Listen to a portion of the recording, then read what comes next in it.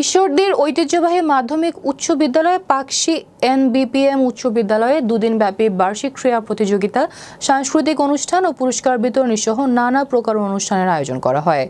রবিবার বিদ্যালয়ের নিজস্ব মাঠে অনুষ্ঠিত উদ্বোধনী অনুষ্ঠানে প্রধান অতিথি হিসেবে উপস্থিত ছিলেন পেট্রোলিয়াম কর্পোরেশনের চেয়ারম্যান ও সচিব আমিনুল আহসান কামাল। বিশেষ অতিথি হিসেবে উপস্থিত ছিলেন বিএনপির কেন্দ্রীয় নেতা ও সাবেক এমপি বীর মুক্তিযোদ্ধা সিরাজুল ইসলাম সর্দার।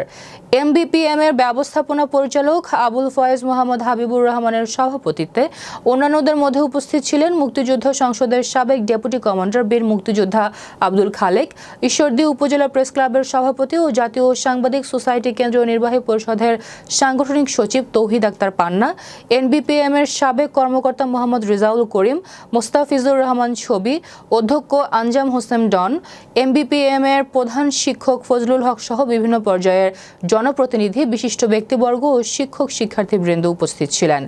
অতিথিবৃন্দ জাতীয় সঙ্গীতের সঙ্গে জাতীয় ও ক্রীড়া পতাকা উত্তোলন, বেলুন ও পায়রা উড়িয়ে এবং মশাল জ্বালিয়ে ক্রীড়া প্রতিযোগিতার উদ্বোধন করেন।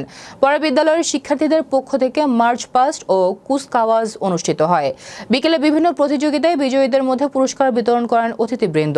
এ সময় বিদ্যালয়ের প্রাক্তন ছাত্রদের অ্যালামনাই অ্যাসোসিয়েশনের পক্ষ থেকে 14 জন মেধাবী শিক্ষার্থীকে ৬২,০০০ টাকা বৃত্তি প্রদান করা হয়।